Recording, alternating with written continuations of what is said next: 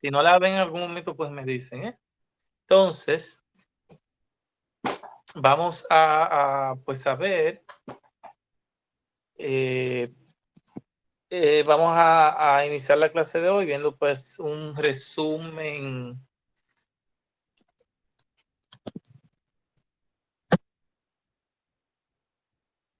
Pues Sí, profesor. un resumen de lo que vimos en la clase pasada. ¿Alguien me puede decir qué estuvimos viendo en la clase pasada y hasta dónde nos quedamos? Así, en grandes rasgos. Estamos, profesor, en este tema, en hidrógeno, combustibles alternativos, y nos quedamos en este tema justamente. Pero vamos a ver. Señores, nosotros, es una cosa que yo siempre les recalco a los estudiantes, nosotros los dominicanos pecamos de algo. O por un lado pecamos de hablar demasiada cosa que de repente no vienen al caso, y por el otro lado pecamos de no saber escuchar y responder. Escuche bien la pregunta que yo le acabo de decir. Yo le hice una pregunta en la cual yo decía, ¿me puede hacer un recuento de lo que vimos en la clase pasada así de manera general? Y luego al final de ese recuento decirme en dónde nos quedamos. Entonces, claro, la respuesta es, mire, que nos quedamos ahí en hidrógeno. Entonces tú dices, pero ven acá, fue que yo no hablé claro. No pedí un recuento. Pero lo otro de lo que los dominicanos pecamos es que no nos sabemos quedar callados. O sea, si yo no sé de una cosa, la gente como que entiende que si se está hablando de algo, se dice algo, aunque tú no sepas de eso, tú tienes que participar y tienes que decir. Y eso no es necesariamente así. Entonces, vuelvo y hago la pregunta, por favor, escuchen. ¿Me puede alguien hacer un recuento, énfasis en negrita, pongo la palabra recuento, de lo que vimos en la clase pasada y en dónde nos quedamos? Bueno, ya en dónde nos quedamos, ya el joven nos lo acaba de aclarar. Nos quedamos viendo los combustibles alternativos al hidrógeno. ¿Alguien se anima?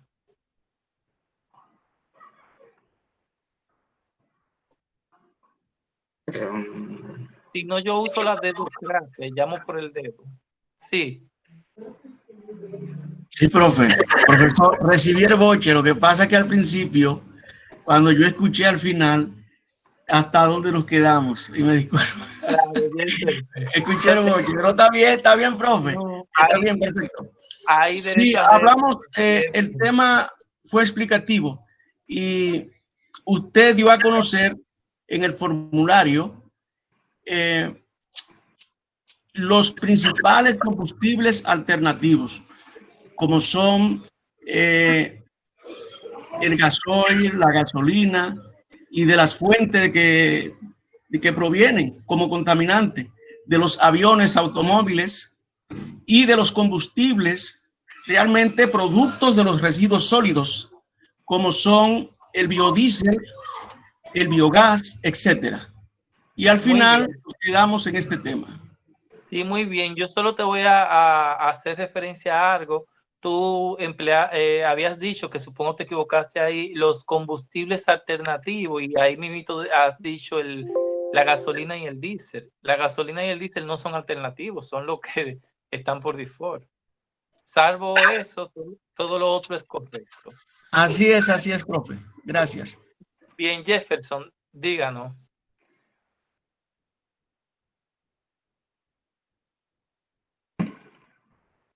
Bueno, estuvimos hablando de tipos y fuentes de contaminantes, eh, eh, contaminantes secundarios, que eh, también fuentes, las fuentes móviles, que son coches, aviones, barcos, fuentes estacionarias, que son procesos de combustión. También hablamos de monóxido de carbono, que es uno de los contaminantes más abundantes. También hablamos de óxido de nitrógeno, óxido de azufre y compuestos orgánicos volátiles, volátil que participa en reacciones fotoquímicas en la atmósfera. Muy bien. ¿Alguien más quiere apuntar? ¿Alguien más? Sí, maestro. Sí. Pues estuvimos hablando sobre los biocombustibles y de sus fuentes, de dónde provienen, el etanol que proviene del maíz y los países donde se estaban produciendo y el porcentaje en el cual se estaban usando. Algunos eran mezclados con gasolina o con gasoil.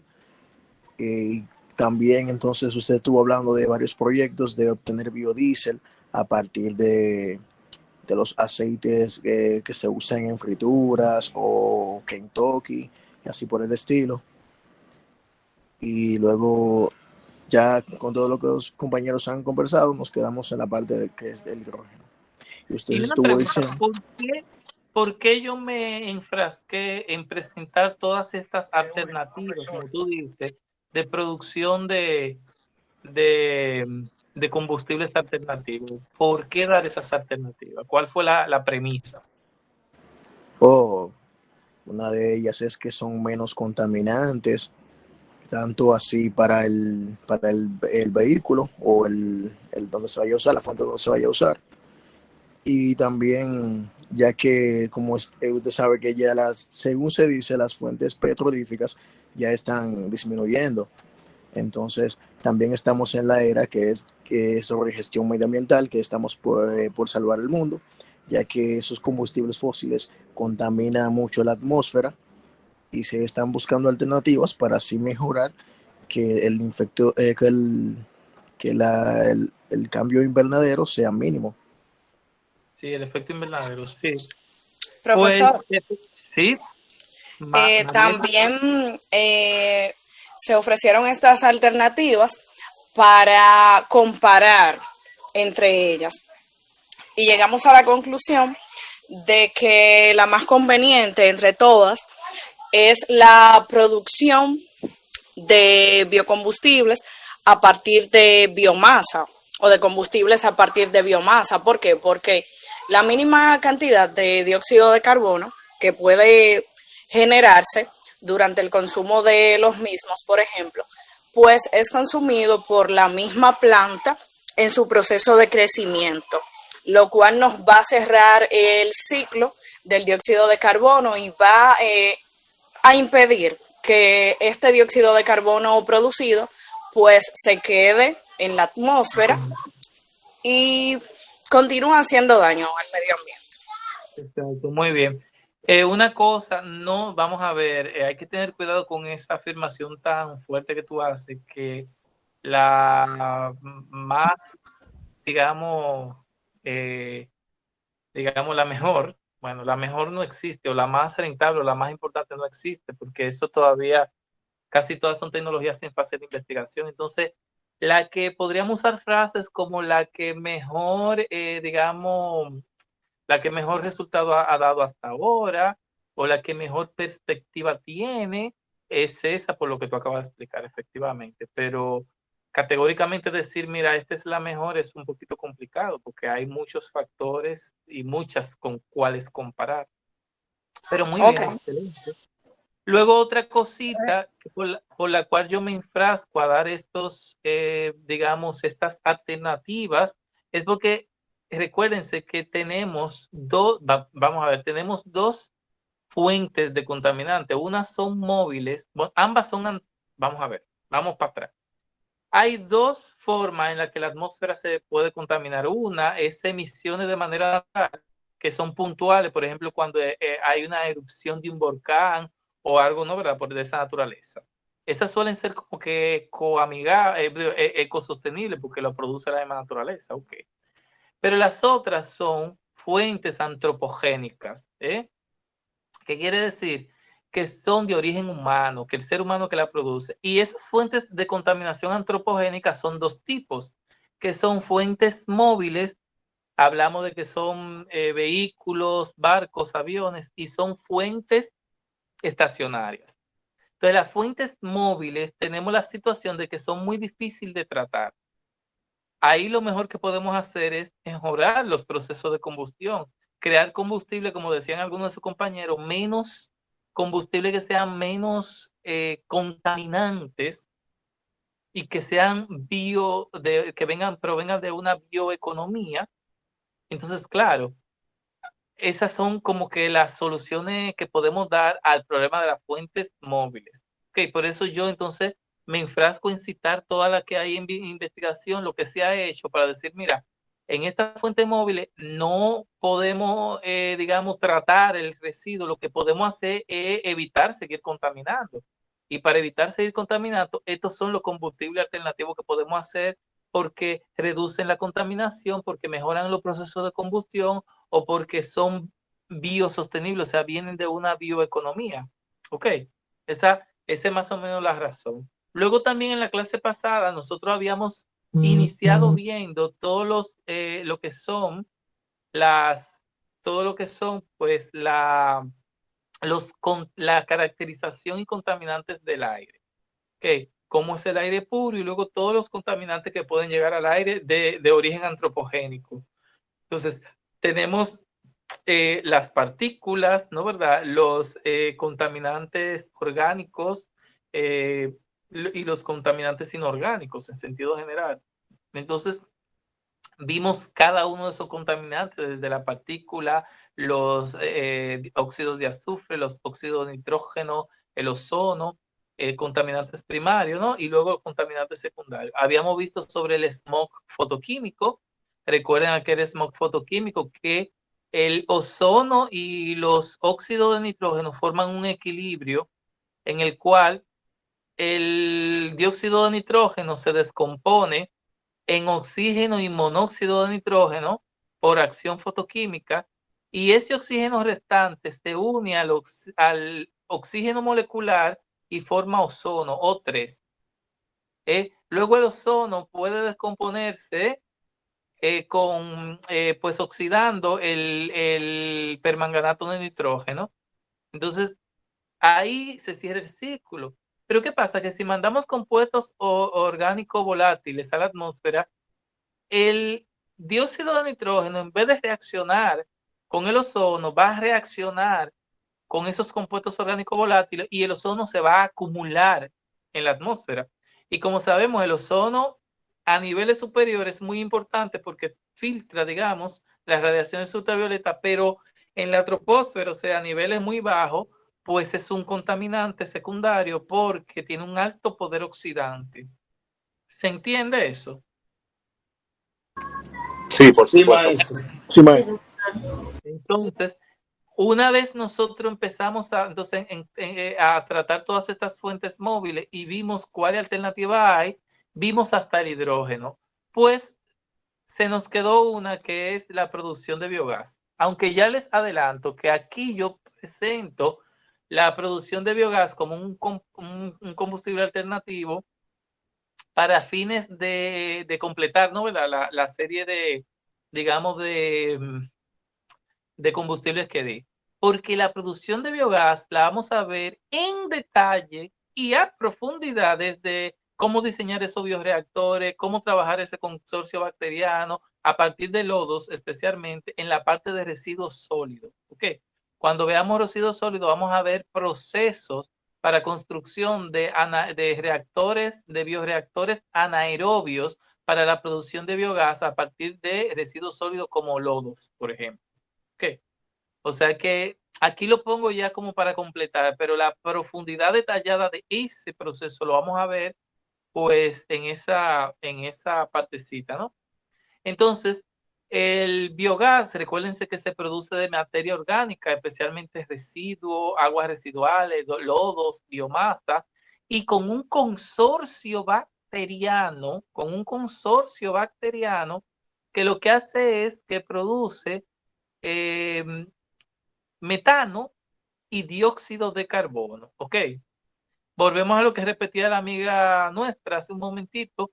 Claro, como esto se hace a partir de residuos, normalmente la cantidad de dióxido de carbono que se emite en este proceso es la misma que he consumido durante los procesos fotosintéticos para yo generar este residuo orgánico.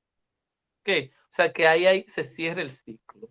Por tanto, es una tecnología muy, digamos, ecoamigable, porque eso evita que el dióxido de carbono se acumule en la atmósfera, sino que el mismo que usé fue el mismo que emití. Entonces se cierra el ciclo. Porque en imagen tenemos ahí pues unos grandes tanques donde se está produciendo biogás. Normalmente son muy identificables porque tienen esta cúpula en forma de campana, que es donde se recoge pues el biogás y el dióxido de carbono. Como decía yo, esto se hace por una reacción anaerobia, vamos a ver, es un bioreactor anaerobio, porque las bacterias, el consorcio bacteriano que interviene en la producción del biogás es un consorcio que es anaerobio estricto. Entonces, usted, lo primero que vamos a ver es que van a haber una serie de bacterias que se encargan a partir de una fermentación bacteriana de realizar la hidrólisis, ¿no? Tenemos la hidrólisis. La hidrólisis de los componentes orgánicos de cadena larga. Hablamos de proteína, de lípidos, de carbohidratos, polisacáridos de larga cadena. Claro, este proceso de hidrólisis, pues, nos corta, ¿no? ¿Verdad? Estas largas cadenas en unidades fermentables. En el caso de los carbohidratos, por ejemplo, en azúcares, monosacáridas o disacáridas, que son más fáciles de fermentar. En el caso, por ejemplo, de las proteínas, en aminoácidos o péptidos, que también son un poco más fáciles de fermentar. Y en el caso de los aceites, de las grasas, de los lípidos, pues en ácidos grasos. Luego de esta fermentación, pues se da estas unidades fermentables a través de un proceso también de fermentación anaerobia, pues se puede entrar a lo que es la fase de la acidogénesis. La acidogénesis parte de estos procesos para generar ácidos orgánicos como el ácido acético. También se pueden generar a través de esta fermentación de acidogénesis una sorbentogénesis. Esa sorbentogénesis pues puede generar lo que es alcoholes. Claro, la producción de alcoholes es una ruta metabólica, en este caso, primero no deseada y segundo, es una ruta metabólica secundaria, ¿ok? Entonces se opera el reactor para que se produzca la menor cantidad de alcohol y sí la mayor cantidad de ácido, porque son los que van a producir el piruvato, el acetil-CoA, el acetato, que me va a dar paso a las siguientes bacterias, que son, ¿no? Tenemos bacterias que son acetogénicas. Entonces, estas bacterias acetogénicas pueden ser homoacetogénicas. Estas, pues, homoacetogénicas, pues, potencializan la producción de hidrógeno y de dióxido de carbono. Sin embargo, estas también son muy eficientes, por tanto no se acumula. Al ser muy eficiente, no se acumula el hidrógeno o el dióxido de carbono. Claro, si su objetivo, miren en este proceso, yo obtengo hidrógeno. Si mi objetivo es producir hidrógeno solo, yo luego tengo que buscar la manera de inactivar las bacterias que toman ese hidrógeno y me lo vuelven en metano. ¿Okay? O sea, el truco está en, una vez las cetogénicas hicieron su trabajo, yo inhabilitar las que siguen, las metanogénicas, para nada más tener el hidrógeno. Claro, vienen siempre con dióxido de carbono y si yo inhabilito las metanogénicas, entonces ese hidrógeno luego lo tengo yo que hacer proceso de separación para tener el hidrógeno lo más puro posible.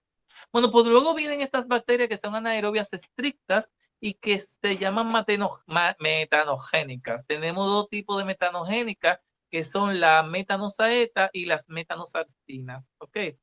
Ambas parten de ácidos y otras parten del hidrógeno y el dióxido de carbono.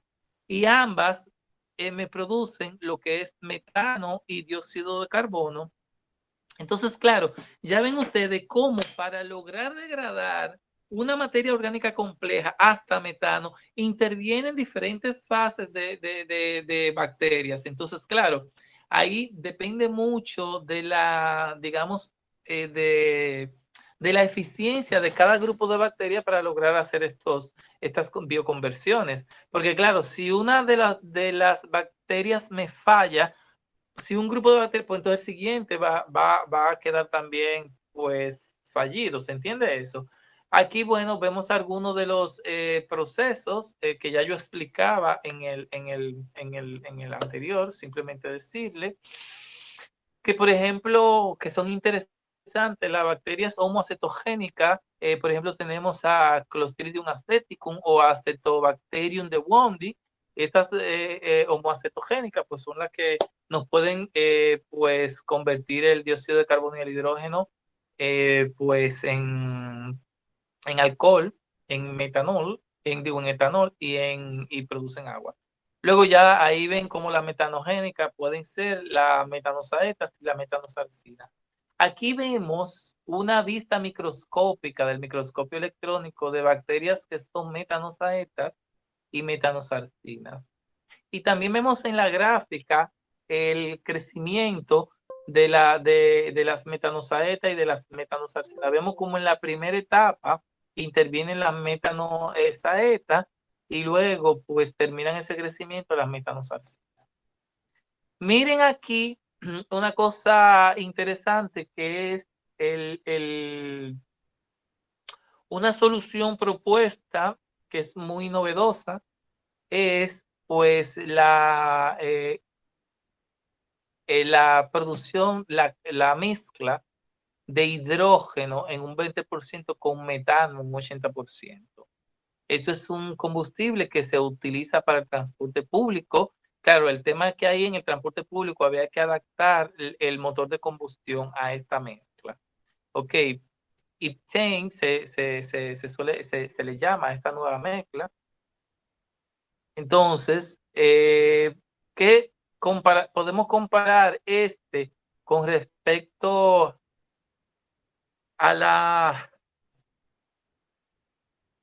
gasolina? Bueno, pues que reduce las emisiones de dióxido de carbono y también reduce las emisiones contaminantes del dióxido de nitrógeno. Okay. Señores, aquí tenemos la bibliografía que se ha utilizado para ver esta parte de la unidad, que hablábamos sobre los contaminantes de los efluentes de la atmósfera, los contaminantes gaseosos, y sobre los contaminantes de origen antropogénico y soluciones para la fase móvil. Ahora, en la presentación que vamos a continuar, pues nosotros vamos a ver ahora la fase estacionaria, los contaminantes estacionarios de origen antropogénico.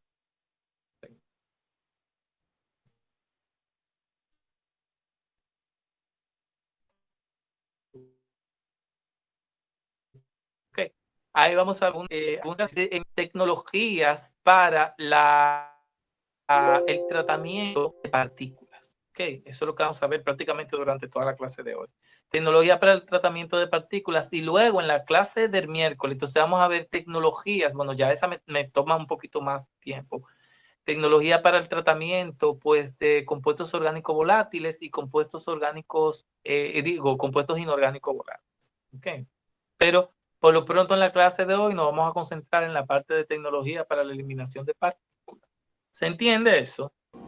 Sí, maestro, así es, ¿se entiende? Sí. Bueno, aquí en la bibliografía podemos ver autores como Kenneth y Vega, bueno, que son dos investigadores muy potentes en el tema el control y la prevención de la contaminación pues atmosférica. Y luego también a colación yo hice una revisión de eso es señores, este tercero, interesante verlo, es Made in UAS.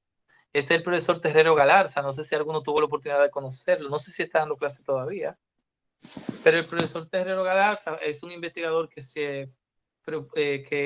porque ha tenido una producción, tiene un doctorado en química ambiental, ha tenido mucho aporte de investigación y ha dejado pues estos textos, manuales, libros que ha publicado. Pero también es importante, digamos, visualizar esos pues investigadores de la UAS que están haciendo este aporte, como el profesor Quirico, el profesor Galarza, y algunos de la misma escuela de ingeniería química, como el profesor Mejía, que también ha trabajado mucho los temas medioambientales. En temas medioambientales, ahí tenemos algunos aportes.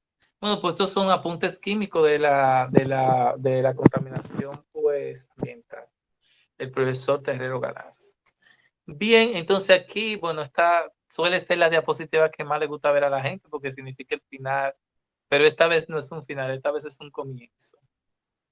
Vale, entonces yo ahora voy a compartir con ustedes pues la segunda, la siguiente presentación que versa sobre lo que les había contado, sobre el tratamiento de partículas, pues. Maestro, Sí. me gustaría recordarle que las diapositivas que usted nos ha presentado las suba por favor al modo, porque realmente cuando uno realmente ve la diapositiva uno se acuerda más de lo que usted está realmente explicando, ¿no? Y es más fácil para nosotros poder repasar. Entonces, para que usted cuando se puede, por favor, la suba en el módulo, así mismo como usted subió las para las pasadas, también suba la que usted está presentando, la que usted va a presentar y la que va a presentar a continuación. Sí, muy bien, gracias, Ronnie. ¿Qué es el model? Ronnie.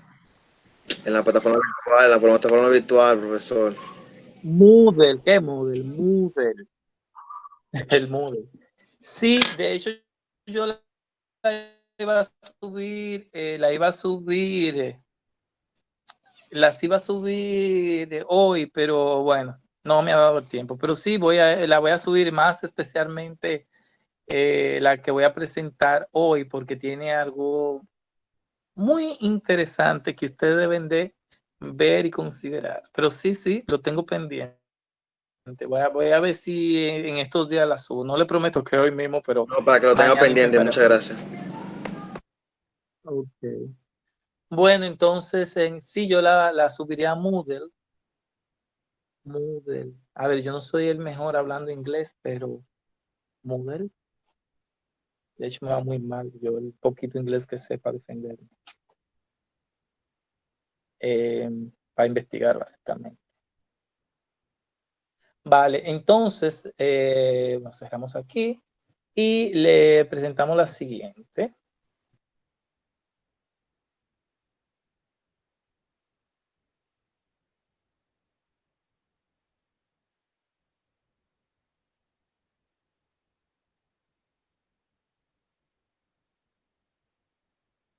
Me encanta las alturas que José Manuel aquí nos está dando. Espectacular y no le brinda a uno.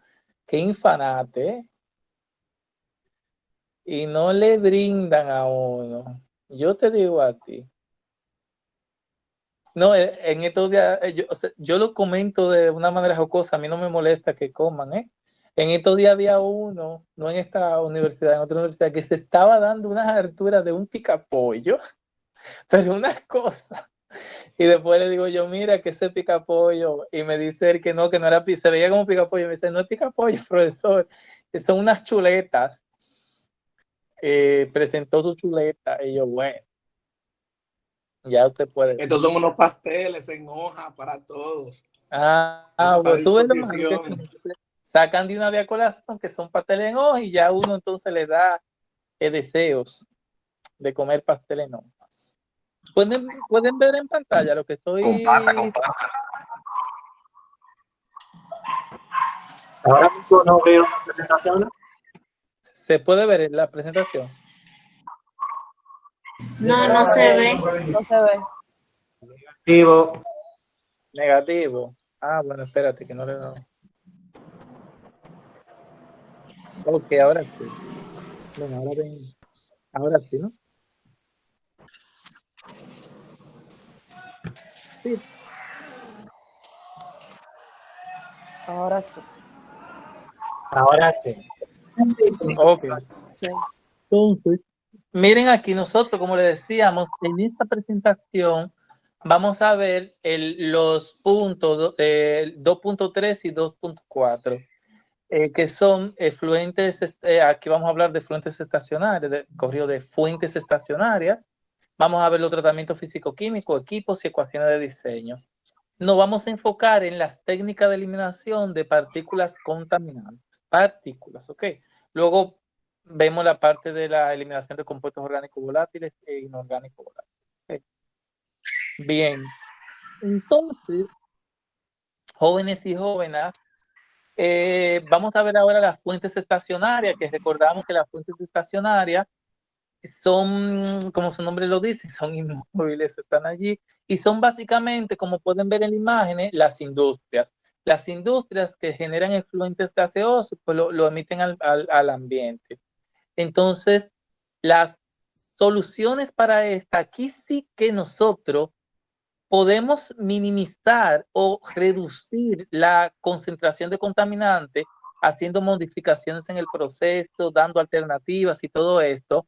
Porque aquí, y por otro, puedo también yo generar tecnología para el tratamiento tanto de las partículas como de los compuestos orgánicos volátiles y los inorgánicos volátiles, así como de los olores. ¿Ok? O sea que ahora sí, yo puedo tanto diseñar tecnología, yo puedo tanto, digo, yo puedo tanto reducir el contaminante que estoy generando, como puedo diseñar tecnologías nuevas para modificar mi proceso para producir menos de esos contaminantes, como hicimos con las fuentes móviles. Pero también yo puedo, entonces, si ya no tengo de otra más que generar ese contaminante, pues puedo diseñar tecnología para tratarlo. Y eso es lo que principalmente vamos a hacer aquí, ver esas tecnologías para tratarlo. Y como decíamos, vamos a iniciar viendo tecnología para eliminación de partículas. En el caso de la eliminación de partículas, vamos a ver algunas tecnologías como son la sedimentación, los ciclones, los filtros, los precipitadores electrostáticos y procesos de absorción. ¿Ok? Entonces, algunos factores que tenemos que tomar en cuenta sobre la elección de una tecnología para un X efluente por encima de otra tecnología para otro efluente son algunas, como por ejemplo las propiedades químicas y físicas de la partícula. Así, si son, por ejemplo, partículas que vienen a X temperatura, si son partículas que vienen con mucha carga de humedad o prácticamente humedecidas, o sea, todas esas características hay que tomar, la forma de la partícula, si la mayoría de partículas tienen formas esféricas, formas irregulares, pero formas irregulares hay alguien que tiene el micrófono abierto, ¿eh? Ronnie. Entonces, si son, a que Ronnie también te está dando unas alturas, seguro. Eso yo tengo yo.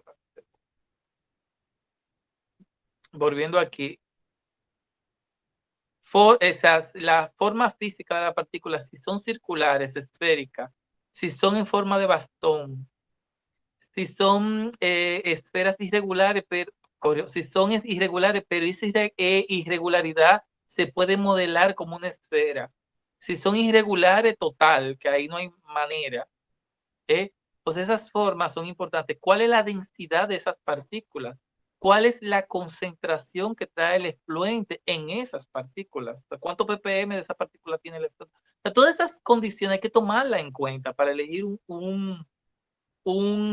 tecnología por encima de otra. Luego el caudal, porque claro, si tú tienes, por ejemplo, un caudal, tú generas con un caudal, eh, tú tendrías que analizar el tiempo de residencia de tu de tu tecnología. Por ejemplo, si tú tienes caudales bajos y partículas que son relativamente grandes, por encima de las 10 micras, pues entonces a ti un sedimentador te llega. ¿Por qué? Porque un sedimentador es barato, y como el caudal es bajo, recuerden que normalmente todo lo que son sedimentadores implica sedimentar cosas y eso implica una cierta tranquilidad. Por eso el tiempo de residencia suele ser alto. Entonces, claro, si tu efluente no es muy grande, tus partículas son de diámetro grande, entonces un sedimentador es barato, sencillo de operar y bueno, a ti te vale un sedimentador. Sin embargo, si tú tienes un caudal espectacularmente grande, partículas muy finas, entonces un sedimentador no te sirve para nada. Entonces te valdría más un filtro electrostático o filtros. ¿Por qué? Porque el tiempo de residencia ahí es mínimo. Hablamos de que un filtro electrostático, el tiempo de residencia es de en torno a un segundo o menos, un instante. Estamos, entonces todo eso hay que tenerlo en cuenta referente al caudal, lo que decía de la concentración de partículas. Si las partículas son moitas, un sedimentador o un ciclón no te vale. Te valdrían otras tecnologías. La temperatura a la que opera, por ejemplo, hay aplicaciones en las que esos filtros no se pueden usar porque la temperatura te lo daña. El gradiente de presión con el que manejamos. Claro, si tú tienes un filtro de manga y la presión es muy grande, pues te van a explotar el filtro. Entonces, el gradiente de presión son cosas que tenemos que tener en cuenta. La humedad relativa, lo mismo. Filtro de manga, pues no te sirven para partículas que son están muy humedecidas porque te van a cormatar el filtro. ¿Ok? Y los niveles de depuración deseados, por ejemplo, la eficiencia de los sedimentadores o de los ciclones suele ser mucho más baja que la de un precipitador electrostático. Un precipitador anda por un 99% de eficiencia. Eso lo retiene casi todo. Entonces, ahí va a depender del nivel de depuración que tú necesitas. ¿Se entiende eso?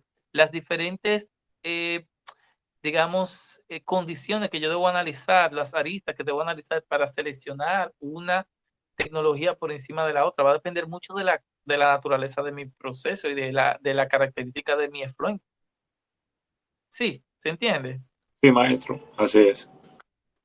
Sí, correcto. Entonces, vamos a ver la primera tecnología que es la sedimentación, ¿ok?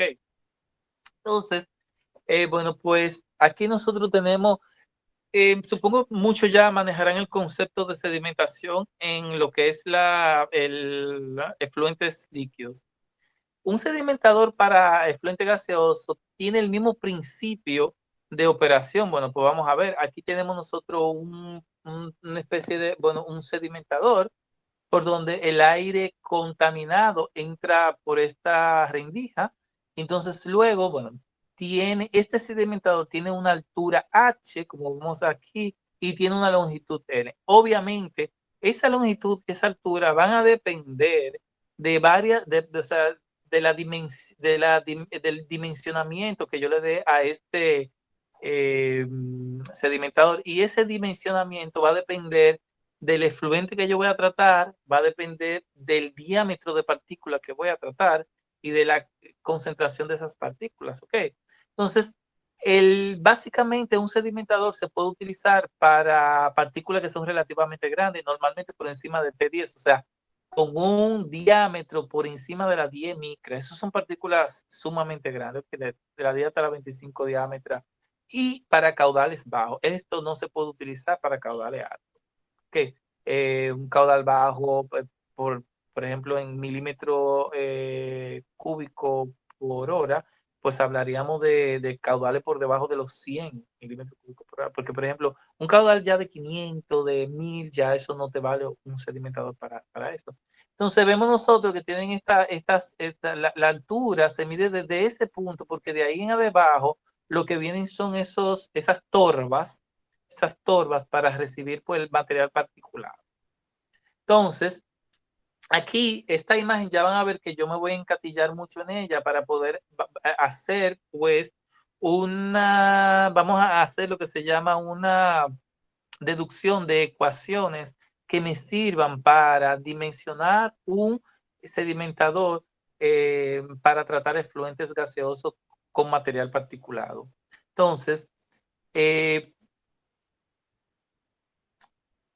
normalmente hablamos siempre de, vamos a tomar, digamos, una parte idealizada, aunque ya le digo yo a ustedes, esa misma, digamos, esas mismas experiencias que vamos a hacer aquí hoy, se pueden hacer de manera facsimilar para otra forma de partícula. Pero en este caso nosotros vamos a analizar una partícula esférica, la vamos a modelar como esférica perfecta, que fluye en el seno de un fluido. ¿Okay? En este caso, un fluido comprensible, como digamos un gas o el aire contaminado. ¿Okay? Entonces, nosotros lo que vamos a ver es que los gases contaminados van a entrar por esta rendija y, bueno, pues el aire limpio va a salir por esta rendija. Entonces, una partícula lo que hace es que cuando entra el sedimentador, pues por acciones de fuerza que vamos a ver ahora, pues va a caer. Sin embargo, algunas, por su naturaleza, diámetro o por la velocidad del fluido, pues continuarán una parte. Entonces, claro, ya ven ustedes que tú tienes una acción mecánica y esa acción mecánica es la que me va a delimitar el uso de esta tecnología o no. En ese sentido, nosotros tenemos dos periodos.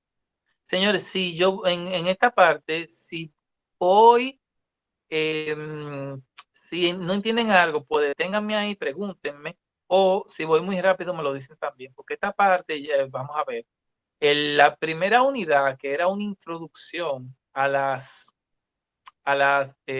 valorización de residuos, incluso esa introducción se vio desde una perspectiva global, donde vimos los residuos sólidos, líquidos, gaseosos, era una especie de eso, de introducción, entonces por eso yo lo bombardeé a ustedes con mucha información desde 4 ángulos diferentes.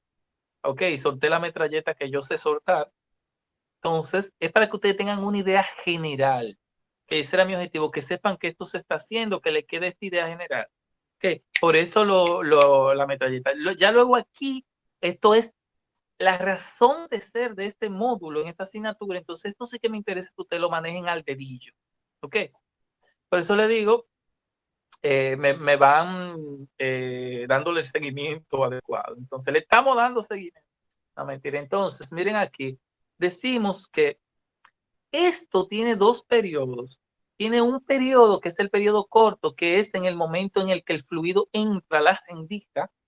Entonces, es un instante de menos de 0.1 segundos. Entonces, esto es lo que le da una aceleración, o sea, un material que, recuerden, viene con una velocidad y cuando se entra en la rendija, pues es un material que, recuerden la relación, ¿no? La de Bernoulli. Cuando se reduce el área, pues entonces aumenta la velocidad y ese cambio de velocidad hace que la aceleración cambie. Entonces, tenemos un aumento de la velocidad de la partícula. Por eso hablamos de que hay una aceleración, un gradiente de velocidad. Entonces, luego que pasa esto, que es ese instante, que esa primera parte a nosotros no nos interesa mucho porque esa es la frontera de mi proceso. Entonces, ahora viene la segunda parte, donde sí me interesa analizar qué pasa ahí porque estamos dentro de mi equipo. Entonces, ¿qué pasa? Que cuando entra aquí, la velocidad del gas se vuelve una velocidad más o menos constante. Entonces, podríamos modelar esa velocidad como una velocidad constante, ¿no?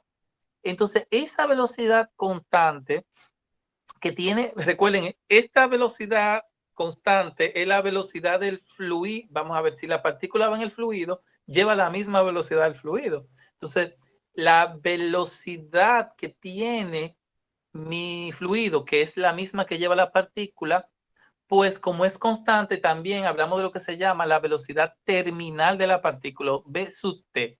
V sub t, que es la velocidad terminal de la partícula, entonces se hace constante en ese punto, ¿ok? O sea, podemos modelarla como constante. Lo que quiere, vamos a ver, cuando la fluido con esta partícula entra al sedimentador, pues ¿qué ocurre? Que lleve esa velocidad V sub t, esa partícula, que le va a dar un movimiento vertical, horizontal, ¿no verdad? Pero a su vez está influenciado por otras fuerzas. Una de ellas es la gravedad. que si pueden ver aquí en la imagen, el fluido sigue su camino, digamos, de manera horizontal. Sin embargo, otras fuerzas intervienen sobre esa partícula y ella puede hacer una caída parabólica. ¿La ven? Hay una caída parabólica. ¿En dónde? Porque hay otras fuerzas como la gravedad que le empuja hacia abajo. ¿Ok? Entonces, por eso planteamos de manera preliminar, luego lo profundizamos de manera preliminar, planteamos que es una física básica. La fuerza global, y digo global porque intervienen varias fuerzas que luego desglosamos, la fuerza global va a ser igual a una masa que tiene la partícula por una aceleración. O lo que es lo mismo, si hay una aceleración, hablamos de una variación de la velocidad respecto del tiempo. Entonces hablamos de una masa que ha variado respecto del tiempo, que ha tenido una variación de su velocidad respecto del tiempo. Y decimos que la suma global de estas fuerzas es igual a 0. Okay. Luego especificamos por qué. Entonces, aquí, pues nosotros vamos a ver, miren, hablamos de lo que se llama en este tipo de proceso que yo voy a introducir ahora, pues hay lo que se llama un diámetro mínimo de partículas eliminadas. Y obviamente, en base a ese proceso, tengo a partir de estas dimensiones de L, y recuerdan, a partir de estas dimensiones de L y de H, ¿cuál es el diámetro de una partícula eliminada? Okay. Lo interesante en ese sentido, vemos cómo, si me siguen con el, voy a tratar de hacerle una descripción gráfica, si me siguen con el mouse, nosotros vamos a tener dos tiempos. Vamos a tener un tiempo de recorrido vertical, ¿no? Que es el tiempo de recorrido vertical y un tiempo de recorrido horizontal. El tiempo de recorrido horizontal, supóngase usted que la partícula entró en la rendija por donde entra el efluente contaminado, y el tiempo que a ella le tarda a recorrer la longitud L, y sale por acá, por esta rendija, hablamos del tiempo de recorrido vertical. Luego también hay un tiempo de recorrido horizontal, porque recuerden que la Profesor. ¿Sí? Hola, discúlpeme, tengo un problemita de audio. Si pudiera repetir lo del tiempo vertical y horizontal, que no alcancé a escuchar bien, por favor. Bien, lo que decía era que tenemos un tiempo de recorrido, que la partícula una vez entra al equipo, hay que analizar dos tiempos, un tiempo de recorrido horizontal, que quiere decir, si la partícula entró en este punto, ¿cuánto tiempo le tarda ella en llegar a la salida? Es un tiempo de recorrido horizontal.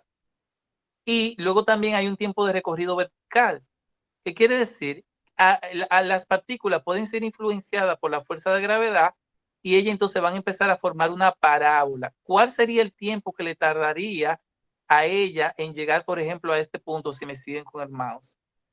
En llegar a la base de la altura H. O sea, que ¿cuál sería el tiempo que ella tardaría en recorrer esa altura H? Es un tiempo de recorrido vertical. Obviamente, si el tiempo vertical es inferior al tiempo horizontal, vemos ahí la ecuación, el tiempo de recorrido vertical es inferior al tiempo de recorrido horizontal, ¿qué pasará con esa partícula? ¿Se sedimentará o seguirá con el fluido? Seguirá con el fluido, ¿no? Seguirá con el fluido, efectivamente, porque el tiempo que ella le tarda en caer para acá es mucho menor que el tiempo que ella tarda en llegar aquí. Entonces, claro, es como que la partícula entre aquí, van todas a hacer una parábola, pero si siguen el mouse, la parábola que esta hace es hasta acá. ¿Qué pasa? Que llega en este punto y sale con el fluido. Sin embargo, ¿qué pasaría en el extremo opuesto? Y si el tiempo... ¿Sí? ¿Sí?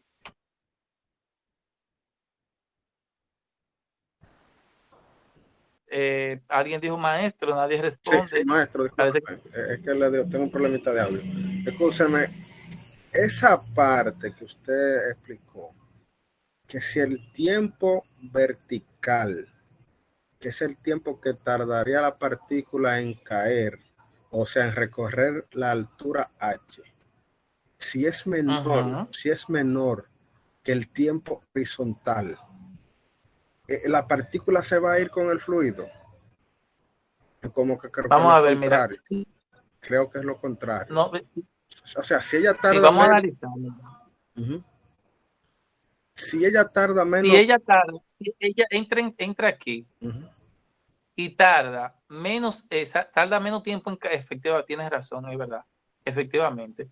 Si ella entra aquí y tarda menos tiempo en caer, entonces ella se quedará aquí en vez de seguir con el fluido. y de hecho eso es lo que Efectivamente. está diciendo, que el tiempo de caída vertical debe ser menor. Debe ser menor. Mucho. Disculpa, maestro, ¿podría repetir? Se escucha entrecortado su audio. Sí, analizábamos aquí con, déjame ver si, repite tu nombre, Randall, maestro. Sí, Randall. Analizábamos aquí con Randall que efectivamente el tiempo de caída vertical debe ser menor para que ella no se vaya con el fluido. Porque claro, si ella tarda, digamos, 10 segundos en llegar acá y luego tarda 15 en salir, obviamente se va a quedar acá primero porque va a llegar al piso primero antes de salir. ¿Ok? Entonces, el ejemplo opuesto sería viceversa. Si el tiempo horizontal es más largo que el de caída vertical, entonces Disculpe, maestro.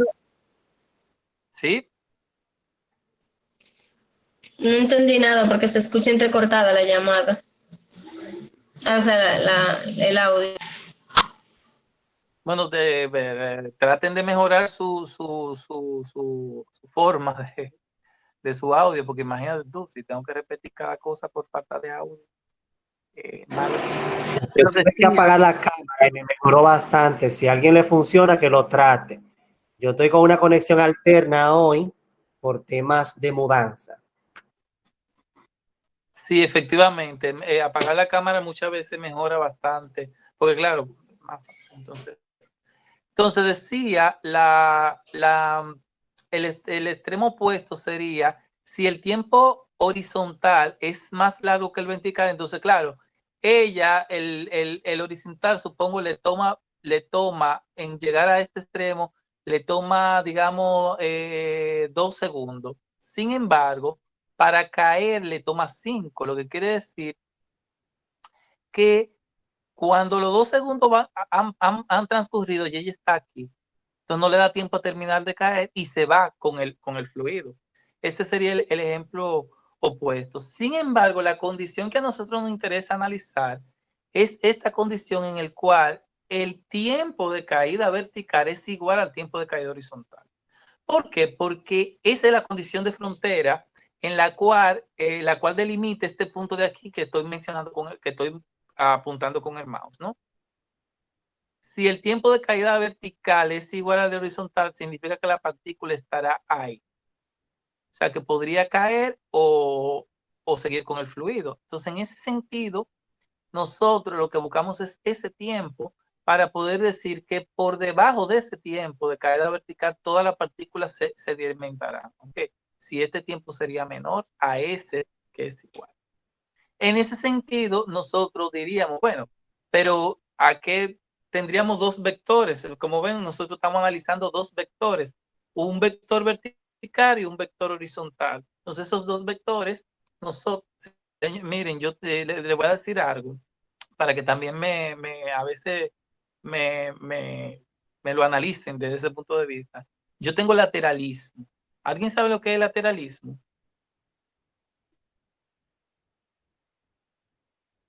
¿Alguien? ¿Nadie sabe lo que es lateralismo? No. Dígalo para todos, por favor. Lateralismo es una persona que fácilmente te dice la derecha por la izquierda, lo de arriba por lo de abajo, lo mayor que a lo menor que. Entonces, por ejemplo, yo fácilmente a mis estudiantes les digo, porque miren, y les muestro arriba, en una escala del pH vertical, le muestro arriba, ven estos pHs muy ácidos, y me estoy refiriendo a la parte de arriba, por encima, estos pH muy ácidos, o abajo, estos pHs muy básicos, por decirte algo, o sea, eso es lateralismo. Entonces, a veces me pasan esas cosas de que me dio lo de Kung Fu, lo de, mira, el tiempo vertical debe ser mayor que el tiempo horizontal. En realidad, el tiempo para que la partícula... Disculpe, profesor. ¿Sí? Es que usted me confundió. Yo sé que no es algo muy importante, pero eso no es dislexia. No, eso es otra forma. La dislexia es más profunda que eso. Sí, pero el lateralismo no es que una persona prefiere utilizar una parte de su cuerpo en lugar de la otra. No sé, No, si estoy confundida. no, tiene que ver con eso porque a veces uno cuando tiene lateralismo tiene que pensar muy bien si va a girar a la derecha o a la izquierda antes de hacerlo, porque fácilmente lo invierte. Entonces, es una condición que no llega a ser dislexia. Ok, la dislexia es más profunda que eso. Además, el lateralismo es manejable. Eso. Ok. Pero bueno, igual te recomiendo que lo profundices si quieres, el lateralismo versus dislexia. La dislexia es mucho más profunda. Hay algunos autores que consideran el lateralismo como una parte, como algo muy, ¿cómo se llama esto? Como una dislexia leve. Pero la mayoría entienden que son dos cosas diferentes. El lateralismo es una cosa y la profundidad. O sea, hay gente que son disléxicas que te escriben al revés, literal. Como Da Vinci, que era disléxico. Okay, yo no escribo al revés. Vale, entonces le decía que bueno, y el lateralismo se da mucho cuando tú desarrollas la motora fina y la motora gruesa, cuando tú eres niño que estás en kindergarten, que te ponen a gatear para la derecha, a gatear para la izquierda, ahí es donde se desarrolla digamos, la conciencia espacial, se llama conciencia espacial. Entonces, si tú no tienes mucho, entonces, pues desarrolla lateralismo y luego no sabes cuál es la derecha, cuál es la izquierda, cuál es para arriba, cuál es para abajo, cuál es para el lado, cuál es para otro, cuál es el pH, cuál es el pH. Bien, volviendo un poquito aquí, hablamos entonces cuando igualamos el tiempo vertical al tiempo horizontal, entonces nosotros vamos a, digamos, vamos a encontrar esa condición de frontera. Entonces nosotros aquí tenemos claro, si hablamos de un tiempo, estamos hablando de que de una longitud que se recorre en una unidad de tiempo, con una velocidad X.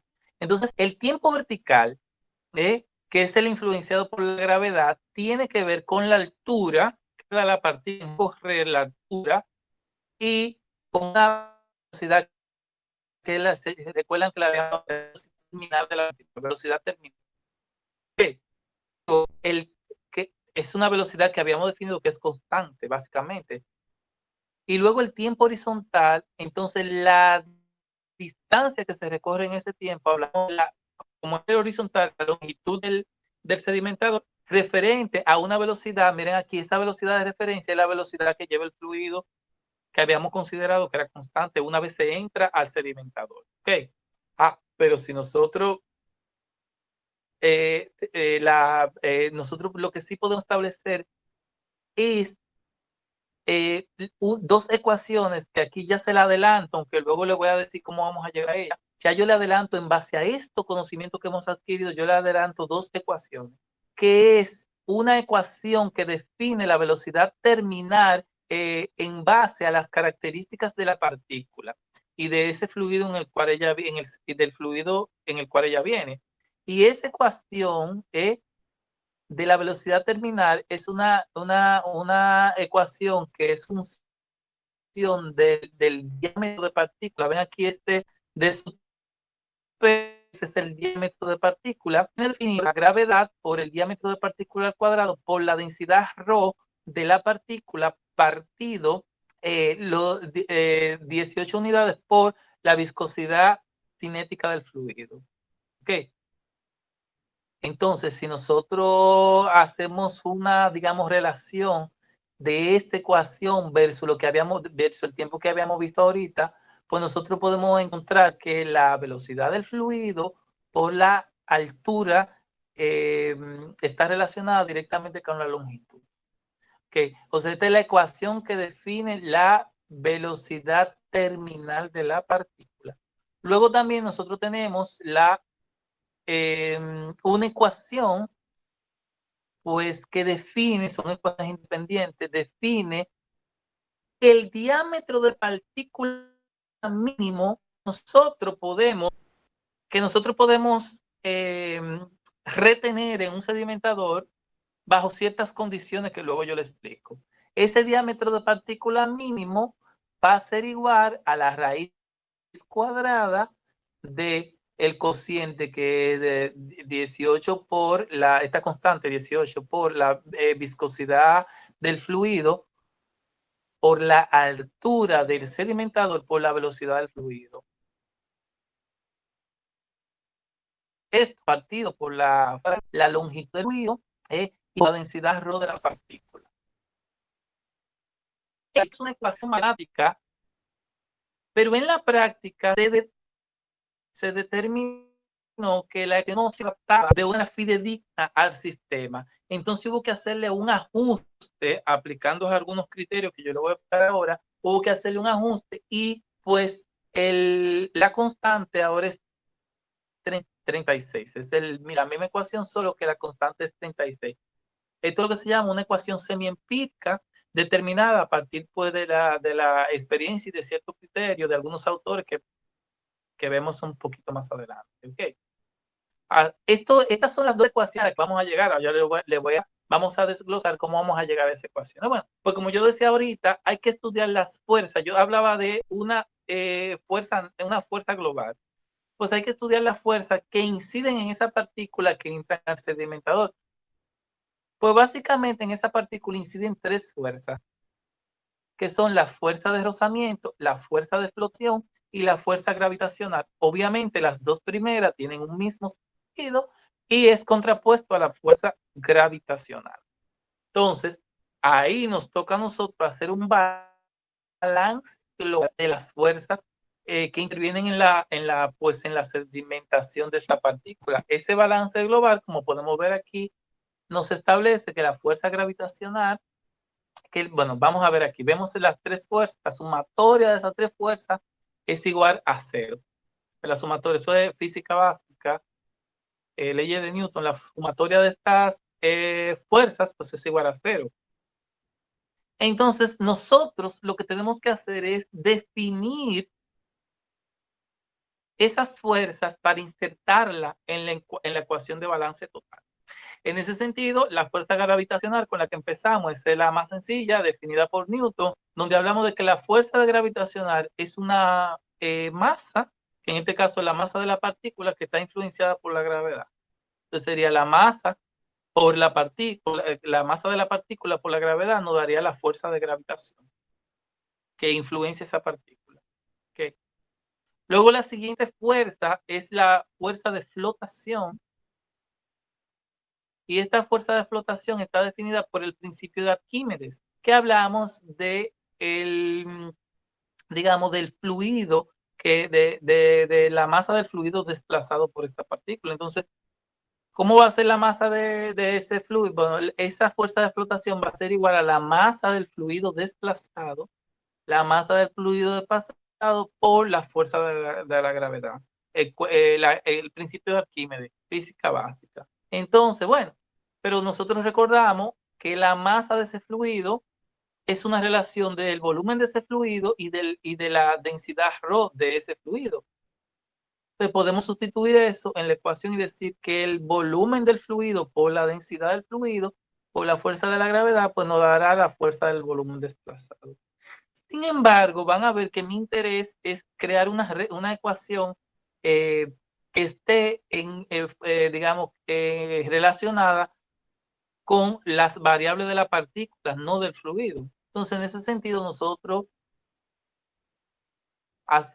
decimos que el volumen del fluido va a ser igual al volumen de la partícula y ahí entonces nosotros podemos volver a decir, bueno, yo puedo entonces sustituir esto por lo que vale el fluido de la partícula. Es una más en función de la densidad. Entonces yo digo, bueno, la masa de la partícula relacionada con su densidad va a ser igual a lo que me quedaba para la ecuación de Arquímedes. Entonces ahora yo tengo la ecuación expresada en datos de la partícula, salvo la densidad del fluido, que luego vamos a ver cómo podemos trabajar con ella. Eso sí que lo puedo conseguir. La tercera fuerza está dada por la fuerza de rozamiento. Es una fuerza que nosotros pues podemos determinar con esta relación que aparece en los libros de mecánica de fluido básico. Fundamento 1, de fundamento de ingeniería química 1, fenómeno de transporte, se transporta a esa zona, y vamos a recordar que la fuerza de rozamiento va a ser igual a la densidad del fluido, al área perpendicular o área proyectada. O sea, es el área proyectada por la partícula a la velocidad terminal de la partícula al cuadrado y a este factor, que es el factor que no conocemos aquí, el factor C. Pues yo voy a explicar un poquito con esta imagen a qué nosotros nos referimos para que ustedes recuerden con área perpendicular. Es como si tú tienes, esta es la partícula, si tú tienes una partícula esférica y tú le pones un foco, el área perpendicular que ella proyecta va a ser una especie de círculo. Y recuerden que el área de ese círculo va a ser pi por radio al cuadrado. ¿Se entiende a lo que se refiere cuando hablamos de área perpendicular? O área proyectada. ¿Se entiende? ¿Se entiende, maestro? ¿Se entiende? Creo que sí.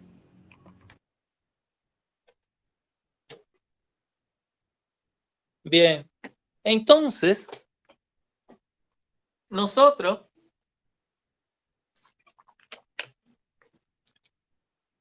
lo que tenemos que ahora ver, analizar, es lo que se llama el coeficiente de fricción. El coeficiente de fricción, que realmente para este tipo de aplicaciones se le llama coeficiente de resistencia, CD. El coeficiente de resistencia, lo vamos a ver más profundamente, es un parámetro que podemos analizar a partir de un número que es el valor de Reynolds, que supongo que todo el mundo a esta altura de juego maneja bien lo que es el número de Reynolds. ¿Alguien me puede decir del número de Reynolds cuáles son las dimensiones del número de Reynolds, del valor de Reynolds?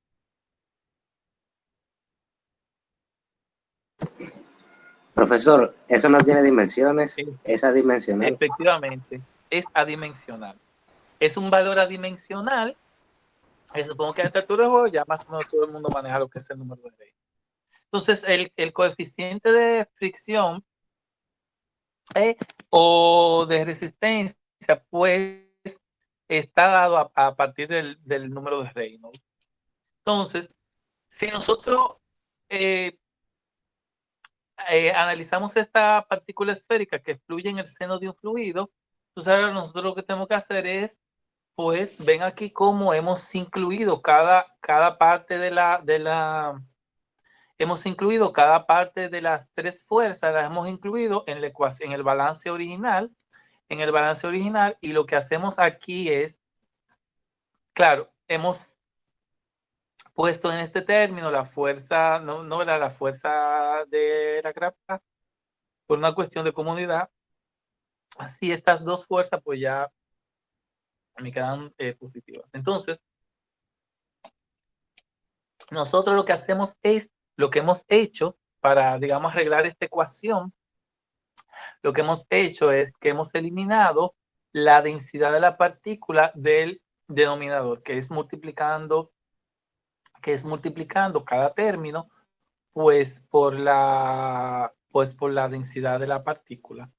Entonces, una vez nosotros multiplicamos cada término por la densidad de la partícula, este se me va a eliminar y luego tú vas a tener que la masa por la gravedad, la ven aquí, masa por la gravedad va a ser el factor común de la densidad de la partícula menos la densidad del fluido. Nosotros tenemos acá este término lo vemos acá, pero ahora tiene claro la densidad de la partícula que hemos multiplicado. Y este término que decíamos que tiene como factor común, ambos quedan como factor común la masa de la partícula por la gravedad. Entonces tú tendrías este factor común por la resta de ρ de la partícula menos ρ del fluido. Luego yo lo que hago de esta ecuación es que he procedido a despejar la velocidad terminal, que ahora yo al despejar la velocidad terminal yo tengo una ecuación que me distribuye la velocidad terminal a partir de las características, especialmente de que me las relaciona con las características de la partícula y del fluido. ¿Se entiende hasta aquí? ¿Cómo llegamos a conseguir esta ecuación? A partir del balance de fuerzas. Correcto, se entendió. Sí, pero ¿qué resulta? Resulta que si nosotros ya sabemos que el área perpendicular es pi por radio al cuadrado, que también lo puedo, recuerden que el diámetro sería d sobre el diámetro sobre 2, que sería, eso sería igual al radio. Que también yo puedo tener pi por diámetro al cuadrado sobre 4. Y el volumen de la partícula, que es la masa sobre la densidad, si decimos que esa partícula es una esfera, entonces lo podemos calcular ese volumen diciendo que es 4 tercios del pi por radio al cubo. Recordando esas ecuaciones, nosotros podemos hacer un afinamiento, pues, de esta ecuación.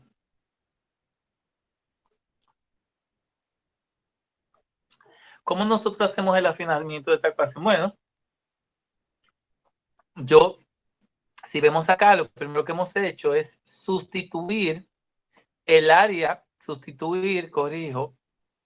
la masa de la partícula, la hemos relacionado. Aquí lo ven ustedes. Bueno, si la masa, vamos a ver, si el volumen es igual a esto y esto a su vez es igual a la masa, yo puedo despejar de ahí, de esa ecuación, la masa de la partícula. Pues despejando de esa ecuación la masa de la partícula e insertándola aquí, vemos ahí cómo tenemos lo que es la masa de la partícula insertada. Maestro, ¿sí? Disculpe que interrumpa. Usted ha comentado que los lunes, como hoy es la clase hasta las 10 de la noche, iba a otorgarnos 2 breaks los lunes. Sí. A recordarle que son las 7:42. Sí, muchas gracias en la cita. Vamos a hacer un primer break porque ya está, yo estoy necesitando mucha agua. Pero yo lo tenía pensado hacer a las 45, así que vamos a ver esta partecita. A las 45 hacemos el break y pues retornamos nuevamente, ¿ok?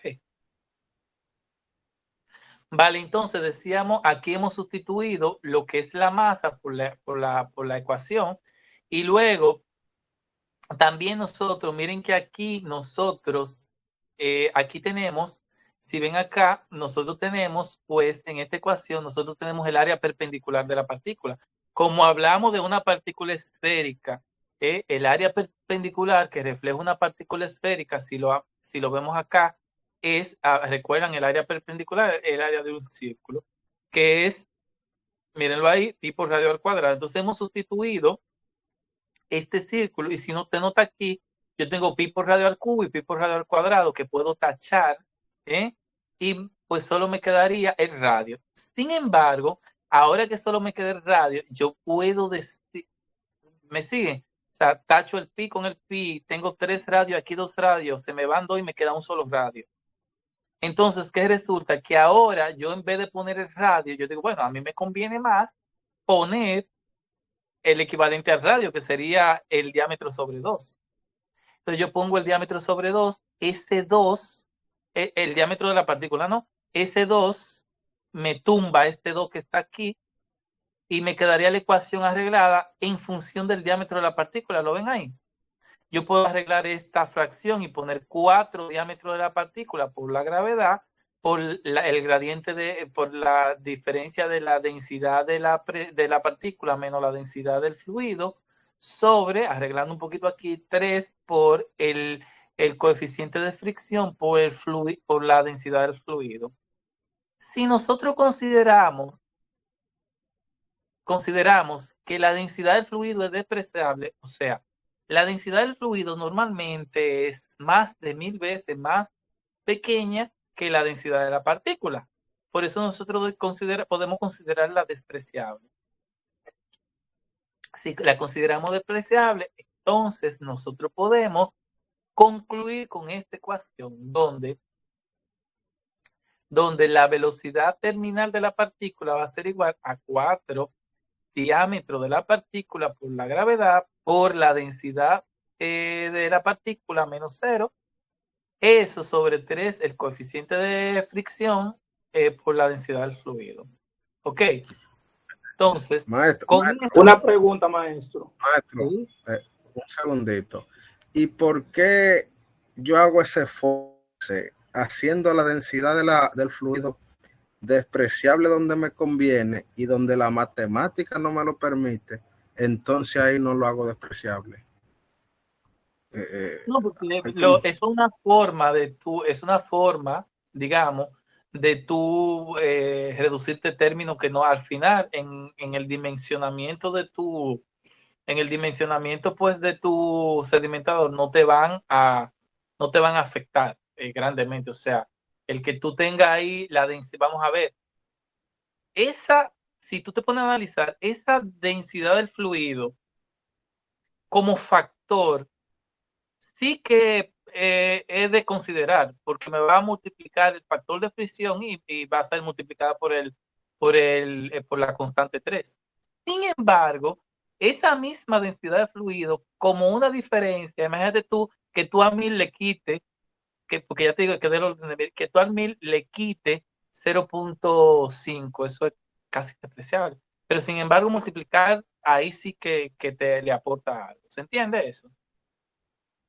Es una especie de, digamos, ¿recuerdan el cuento de los matemáticos que yo hice la otra vez?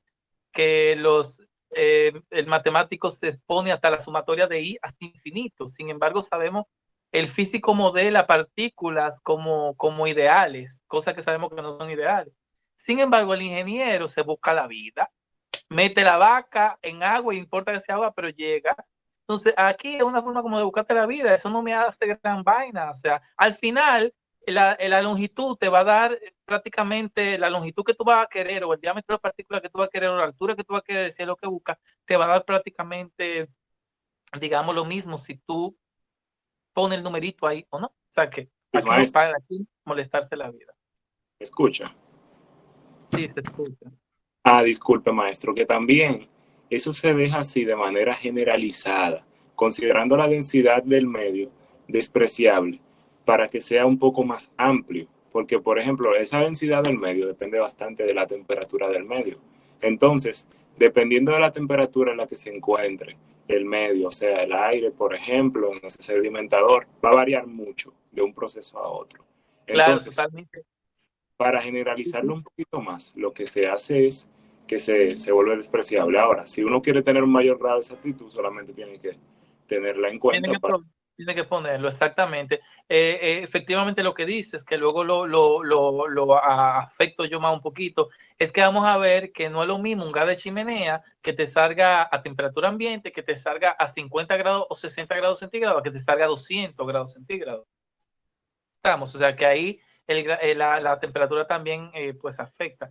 Y efectivamente, o sea, ahí va a depender mucho de tu pensamiento. Si tú piensas como matemático, lo vas a poner. Si tú piensas como ingeniero, vas a poner esos ceros, porque eso da, como dicen los ingenieros. Ok.